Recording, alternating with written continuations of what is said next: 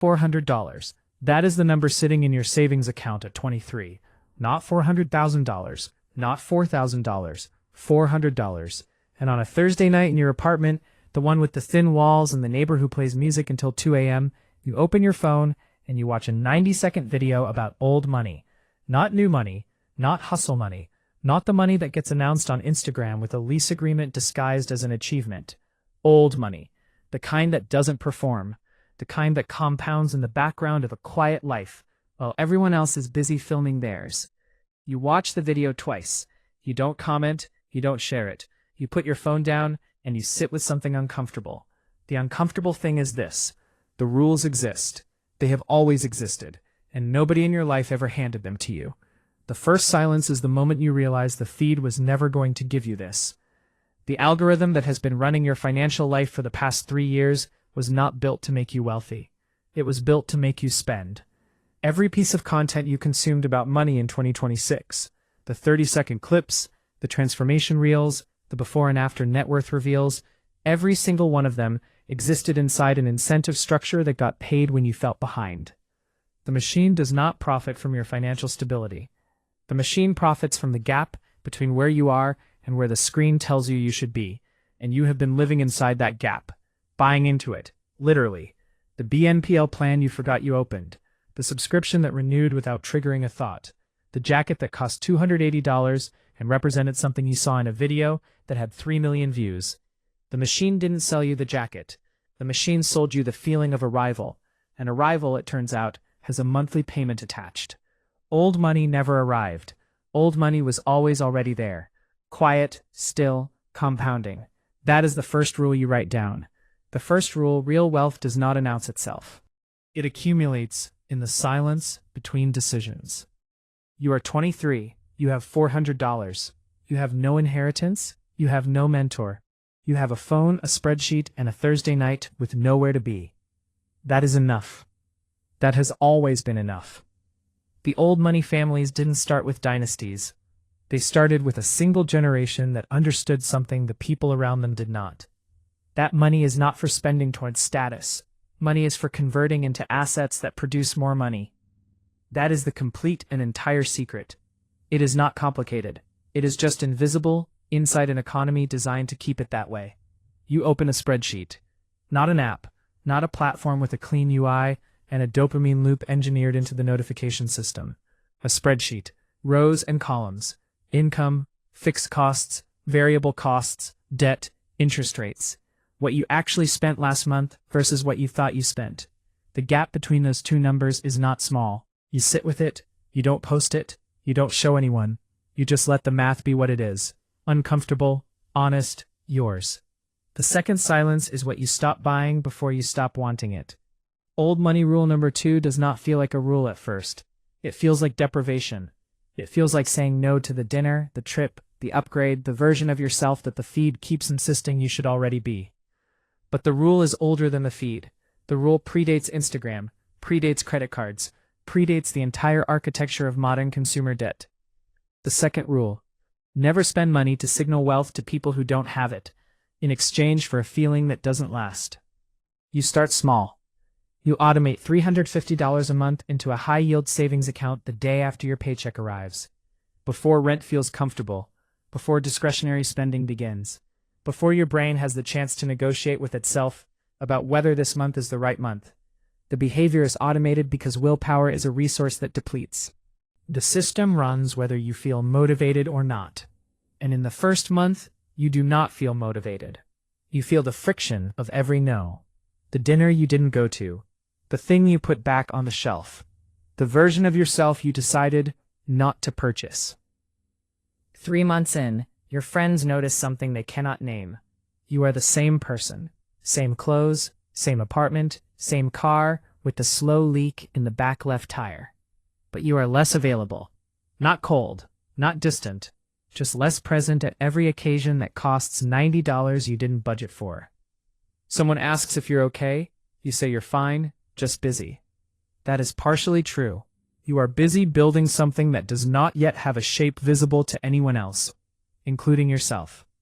The third silence is the social cost nobody puts in the spreadsheet. Year 1 ends. You have $5,200 in a high-yield savings account earning 4.3% annually. You have eliminated the credit card with the highest interest rate. The balance is zero. You take no picture, you tell no one. Because the people who would receive that information don't have the context to understand what that zero means. That zero is not nothing. That zero is the first number in your financial life that moved in the right direction because of a rule you chose and held. Old money families have a specific relationship with debt that new money families do not.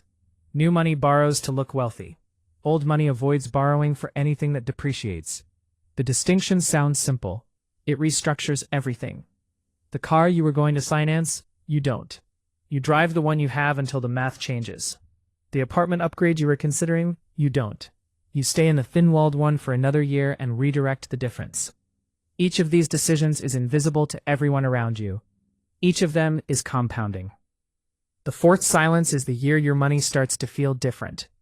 Year 2. Your net worth crosses $14,000. This is not a dramatic number. It is the most financial stability you have ever had in your life. And it changes the texture of daily existence in ways you were not prepared for. The low-grade financial anxiety that lived underneath every decision, the background hum of not enough, it quiets. Not gone, quieter. You stop checking your balance with dread. You start checking it with something closer to curiosity. That shift is not cosmetic. That shift is structural. You open a brokerage account. You put $2,800 into a total market index fund. You chose it because the data is not ambiguous. Over any 20-year rolling period in modern market history, low-cost index funds have outperformed the majority of actively managed funds, net of fees. The fee difference between a managed fund and an index fund, sometimes 1.3% annually versus 0.03%, compounds over 30 years into a gap that can represent more than your entire starting salary. You chose 0.03%. You told nobody. There is nothing to tell. It is a number attached to a fund, attached to 500 companies. It is the most boring, correct decision you have ever made. The market drops 9% 6 weeks after you invest. You feel it. You don't touch it. This is the entire examination. The old money families passed this examination across generations, not because they were emotionally superior, because they understood that the dip is not a signal to exit. The dip is the price of the return. You pay the price. You hold. The third rule: the market will test your rules before it rewards them. The test and the reward are the same event. The fifth silence is the conversation you have with yourself about what you are actually doing this for. Year 3. A close friend is getting married. The celebration is abroad. The full trip, flights, accommodation, events, gifts, will cost $3,100. You run it against your trajectory. It doesn't fit without disrupting a compounding cycle you are not willing to interrupt. You don't go. You send something real. A message that costs time instead of money. The friendship absorbs it mostly, but something shifts in the atmosphere between you. A slight distance that wasn't there before. There is also the family member, a parent maybe, or a sibling, who tells you that you are being too careful, that you are missing your life, that money isn't everything, that you are young and you should be living. You listen. You don't argue. Arguing would require explaining, and explaining would require them to hold a framework they have never been given and have never built. You love them, you nod. You keep going. The old money rule underneath this moment is the one they never put in books. The fourth rule: the people who love you most will misread your discipline as absence. That misreading is the cost. Pay it anyway. Year 4. Your brokerage account has $19,400 in it. You contributed $11,200. The rest, $8,200, appeared because you held. Not because you timed anything. Not because you found a stock that outperformed. Because you did the boring thing consistently, and the boring thing compounded. Your side income, a skill you positioned quietly in the gap the AI economy opened, generates $800 a month. Some months $1,100. Some months $600. You reinvest all of it. You tell almost no one. The performance economy would have you document this, turn the journey into content, build the personal brand, monetize the audience watching you build. You understand why people do that. You understand what it costs them. The moment the building becomes the content, The relationship between the building and the performance inverts. You chose the building. You keep choosing it. The sixth silence is the year you stop explaining yourself. Year 5. Nobody knows. That is the complete and accurate summary of your social life as it relates to your financial position. Nobody knows. You have $51,000 in liquid and invested assets. A side income that in 2 of the last 4 months exceeded your salary. An emergency fund that has not been touched because you have not had a financial emergency in 18 months. The low-grade anxiety is gone now. And in its place is something the old money families understood and never needed to name. Optionality. The ability to say no to things that cost you more than they return.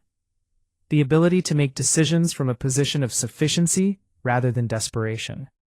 The ability to wait for the right opportunity, the right moment, the right offer, because you are not being chased by the month. This is what old money actually is. Not the aesthetic, not the wardrobe, not the understated watch and the quietly expensive shoes. The optionality. The structural freedom that comes from a decade of decisions that nobody witnessed and nobody applauded. The 5th rule, old money is not a look. It is a relationship with time. The longer you hold, the more time works for you instead of against you. Year 6. Your net worth crosses $80,000. You do not celebrate. You increase your index fund contribution. The old money families did not celebrate milestones. They acknowledged them quietly and returned to the behavior that produced them. You are beginning to understand why. Celebration has a cost. Not always financial. Sometimes the cost is attention. Your own attention. Redirected from the building toward the feeling of having built. You return to the behavior. The behavior compounds. The 7th silence is the year your peers start asking questions they don't know how to ask. Year 7. The people around you are beginning to feel something they cannot name. A divergence. You look the same neighborhood, roughly, same kind of car, same Saturday nights when you choose to appear. But something is different in the way you carry a financial conversation. You are not anxious. Not performatively calm either. Not the affected nonchalance of someone pretending they aren't worried. Actually not worried. Someone asks you at a dinner, half joking, the way people ask things they actually want to know, whether you have savings. You say yes. They ask how much. You say enough. That answer used to feel evasive. Now it feels precise. Year 8. Your net worth crosses $140,000. You have not inherited anything. You have not won anything. You have not timed a market or picked a stock or followed a guru or bought a course. You followed 5 rules. You held them across 8 years of dinners you didn't attend, and trips you didn't take, and upgrades you didn't make, and a feed that kept insisting the version of your life you were building wasn't enough. The feed was wrong. The feed was always wrong. The feed was not interested in your net worth. The feed was interested in your attention. And your attention, redirected from the machine toward the building, has been compounding this entire time. The 8th silence is the one where you understand what the old money families actually passed down. It was not money. Not primarily. It was literacy. The language of assets and liabilities. The fluency with compound interest that makes it feel like breathing rather than strategy. The understanding that every dollar has a direction, toward consumption or toward production, and that the direction, chosen consistently across years, is the entire game. Your family did not give you this. The school did not give you this. The algorithm was specifically designed to keep this from you, because a financially literate consumer is a less profitable consumer. You found it on a Thursday night, with $400 in your account and a video you watched twice. And then you built it. Rule by rule, silence by silence. The 6th rule. What the old money families call tradition, everyone else calls discipline. The only difference is how early you start. Year 9. Your net worth is $210,000. The Federal Reserve Survey of Consumer Finances would place you in the upper quartile for your age cohort. The people who started alongside you, same salaries, same cities, same entry-level apartments, cannot explain the distance between your positions if they knew it existed. They don't know it exists because you never announced it, because old money never announces. Old money accumulates in the silence between decisions, while the performance economy films itself from rented apartments in front of leased cars selling courses on wealth, to people whose attention is their only verified asset. You are not that. You chose not to be that. 10 years ago, on a Thursday, with $400. The ninth silence is the decade. Year 10. You are 33. Your net worth sits at $310,000.